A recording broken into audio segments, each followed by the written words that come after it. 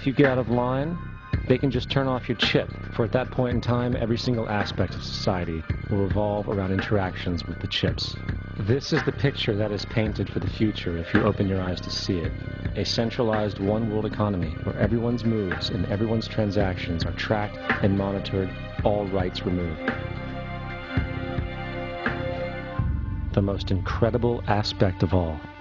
These totalitarian elements will not be forced upon the people. The people will demand them. For the social manipulation of society through the generation of fear and division has completely detached humans from their sense of power and reality. A process which has been going on for centuries, if not millennia. Religion, patriotism, race, wealth, class, and every other form of arbitrary, separatist identification and thus conceit has served to create a controlled population, utterly malleable in the hands of the few. Divide and conquer is the motto, and as long as people continue to see themselves as separate from everything else, they lend themselves to being completely enslaved. The men behind the curtain know this, and they also know that if people ever realize the truth of their relationship to nature and the truth of their personal power, the entire manufactured zeitgeist they prey upon will collapse like a house of cards.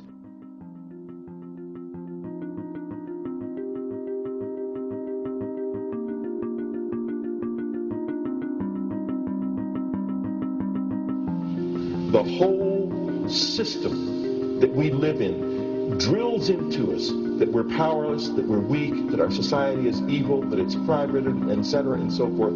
It's all a big, fat lie. We are powerful, beautiful, extraordinary. There is no reason why we cannot understand who we truly are, where we are going. There is no reason why the average individual cannot be fully empowered. We are incredibly powerful beings. Now, I think I spent 30 years of my life, the first 30, trying to become something. I wanted to become good at things. I wanted to become good at tennis. I wanted to become good at school and grades and everything I kind of viewed in that perspective. I'm not okay the way I am, but if I got good at things, you realize that I had the game wrong. The game was to find out what I already was. Find out what I already was.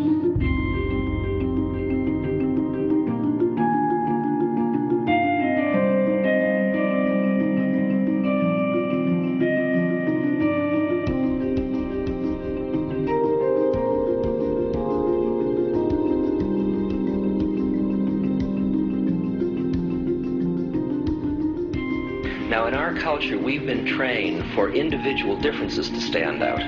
So you look at each person, immediately it is brighter, dumber, older, younger, richer, poorer, and we make all these dimensional distinctions, put them in categories and treat them that way. And we get so that we only see others as separate from ourselves in the ways in which they're separate. And one of the dramatic characteristics of experience is being with another person and suddenly seeing the ways in which they are like you, not different from you, and experiencing the fact that which is essence in you and which is essence in me is indeed one.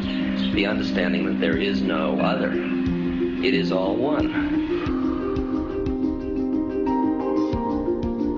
And I wasn't born Richard Albert. I was just born as a human being, and then I learned this whole business of who I am and whether I'm good or bad or achieving or not. All that's learned along the way.